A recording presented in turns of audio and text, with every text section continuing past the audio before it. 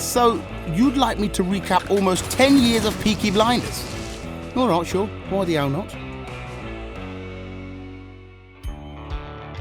The series begins shortly after World War I on the dark, foreboding back streets of Birmingham.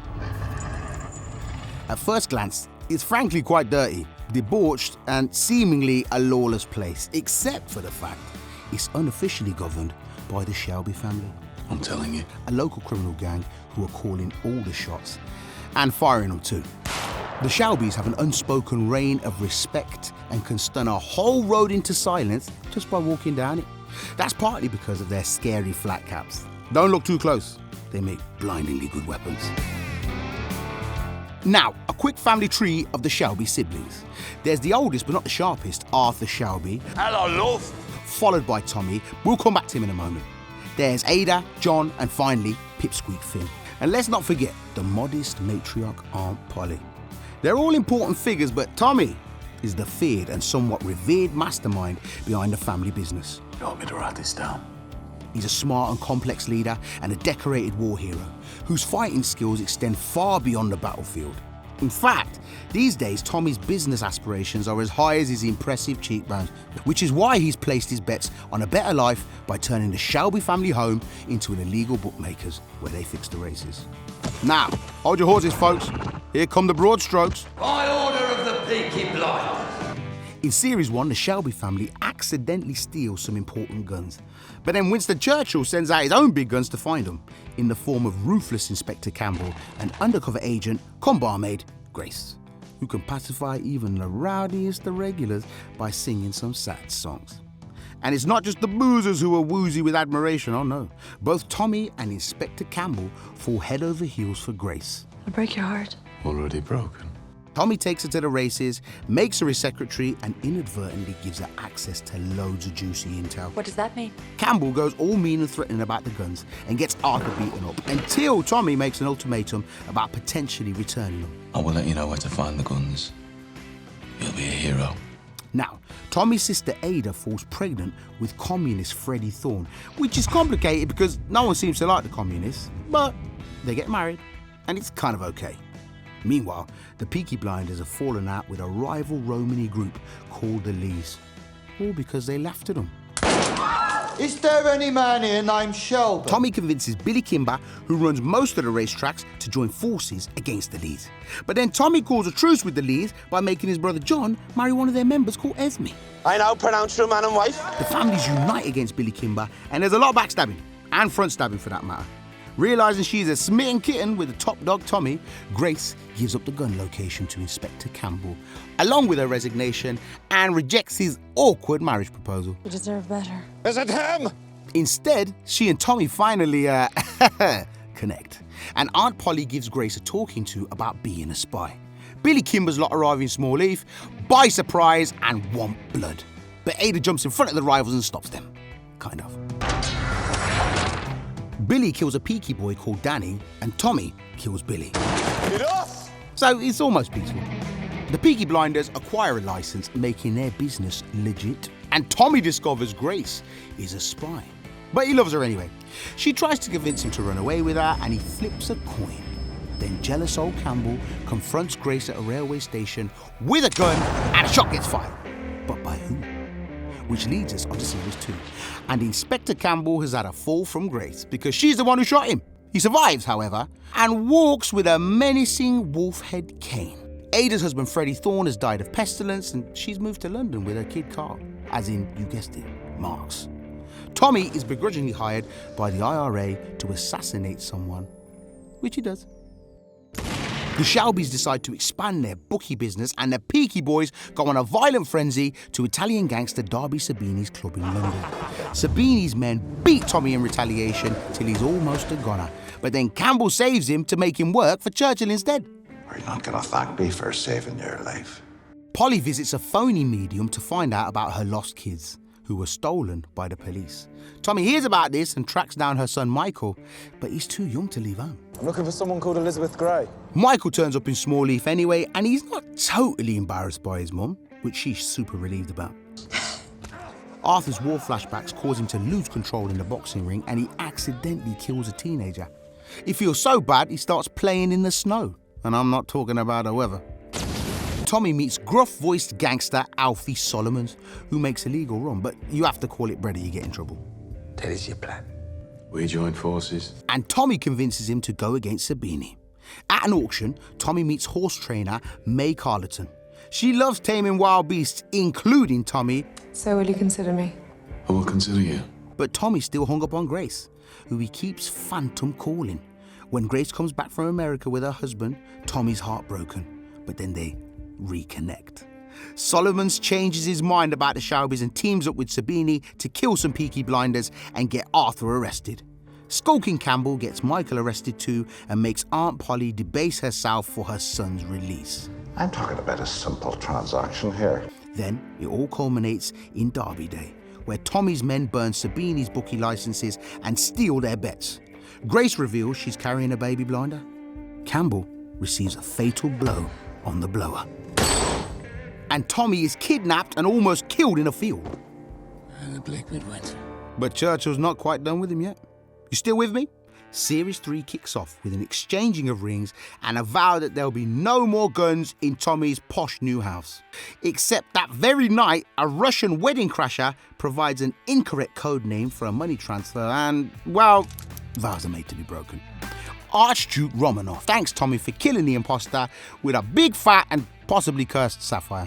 This is already for the killing of the spy and the down payment on future services. And they make a business deal, which Father Hughes muscles in on. And that's bad news, because he's horrible to children, including Michael when he was young. Be sure to check under your little boy's pillow. And is part of a far-right group called the Economic League, who do what they like. Tommy's secretary Lizzie, who he rescued from prostitution, is now in love with Angel Trangretta, and the Peaky lot don't like that, so they beat him up. Then, this assassin turns up at a fancy charity do where Grace is wearing that possibly cursed necklace, and they shoot her dead. The Shelby brothers capture the main Trangretta and let his wife go because she taught him maths. Heartbroken, Tommy agonises about which brutal way to kill the bloke, but has decision paralysis. So Arthur just shoots him instead. Anyway, Tommy spirals through grief, does some stuff with the Archduke's niece, and Tommy wants to kill Father Hughes, except he's discovered that Tommy is planning a big heist with Alfie Solomons to steal jewels from the Russians. Which is fair enough because they were going to fool Tommy, give him fakes and have him killed anyway. Good man. Father Hughes steals Tommy's son Charlie, blackmailing him to blow up a train and give him the jewels. But vengeful Michael rescues Charlie and Father Hughes meets his maker. Meanwhile, Tommy's boys dig a big tunnel, nab the jewels and reluctantly blow up the train. The Duchess double-crosses her Russian family and pays Tommy for the precious swag, and Tommy hands out the cash to the Shelbys before they all get arrested. Oh, actually, not all of them. Tommy goes free, which the others are pretty livid about because in Series 4, they're walked to the noose. But at that last second, Tommy strikes a deal to save their lives. Some of them are at the end of their rope with Tommy anyway, and decide to go off their separate ways. Arthur and John's families move to the middle of nowhere and get chickens, but trouble still finds them in the form of hate mail from mobster Luca Trangretta, who wants to avenge his father's death. And what's the purpose of your visits? Pleasure. Luca's lot manages to kill John and injure Michael, which forces the Shelbys back together. They hire hitman Aberama Gold to help them in exchange for taking on his son Bonnie, who's a talented boxer. Speaking of heavy hitters, communist activist Jesse Eden convinces Tommy's entire factory workers to go on strike, and Aunt Polly makes a deal with Luca Trangretta to save Michael's life in exchange for Tommy's. You take Tommy, spare the rest. There's a cat and mouse chase on the streets of Birmingham, and then Tommy's lured to a meeting. It turns into another bloody battle where Tommy and Luca go head to head, but the police intervene.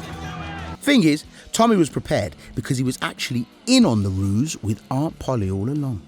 Lizzie reveals she's pregnant. Yes, it can only be yours.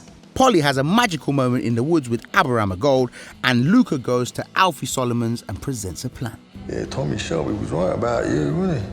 Cut to a massive boxing match with that kid Bonnie, where Arthur smells something fishy and follows some men who kill him. My brother is dead!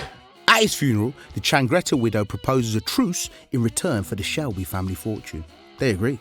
And when Luca comes to take possession, Tommy reveals he's done a deal with a Brooklyn family and Al Capone, and they're going to take the Changrettas down. Then in barrels Arthur, yes, actual Arthur, not a ghost, because you see, they were only pretending he was dead. He shoots Luca and the feud is as good as over. Tail between his legs, like quite literally he's got a dog. Alfie Solomons reveals he has cancer and implores Tommy to just get on with it and kill him for his betrayal. Then Tommy goes on holiday, which is a terrible idea because he doesn't know how to chill. Instead, he uses some intel about communists as leverage to become the MP for Birmingham South. Finally, in Series 5, the Peaky Blinders, shall we say, introduced themselves to the Angels of Retribution because they said they'd never heard of them. Now you've heard of us. Finn joins in the brawl despite being told not to, and he gets shot, but he's fine. Tommy gives speeches in Parliament and they're not half bad, and Ada is his new political advisor. Who's gonna take the throne, eh? However, business isn't quite as booming as Tommy's voice. Wall Street has crashed and the Shelby enterprise in America is in dire straits, having been mismanaged by Michael, who's got his nose in other business. Michael returns to Birmingham with his new lover Gina and is greeted by a furious Tommy who's become wary of him. I want you to pay me back what you owe me. Arthur's principled and despairing wife Linda finally runs out of patience and leaves him, making a nice new man friend who Arthur then disfigures. Tommy gets ambushed by a trap in his own backyard, set by a Scottish gang called the Billy Boys. These gentlemen are the Billy Boys. Who then murder Aberama's son and put him on a cross.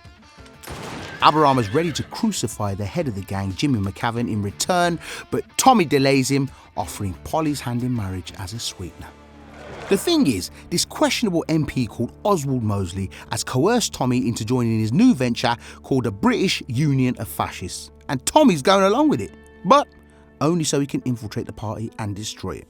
Tommy calls a truce with Jimmy McCavan because he's connected to Mosley, and he involves him in an opium deal. It is the purest opium that has ever arrived in Europe. Speaking of opium, Tommy's having all these hallucinations about Grace, his deceased wife, and he's sort of unravelling and convinced he's going to get betrayed.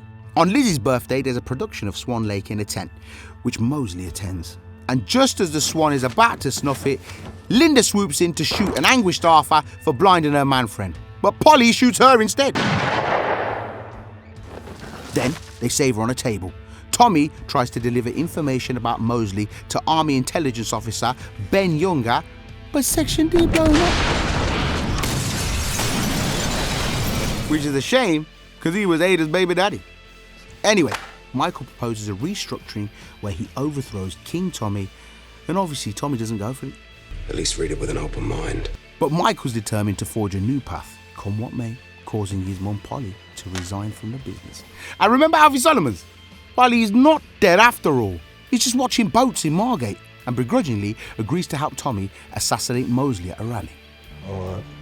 But everything backfires, meaning the rally's a roaring success for Mosley and a bloodbath for Aberama and the Peaky Blinders.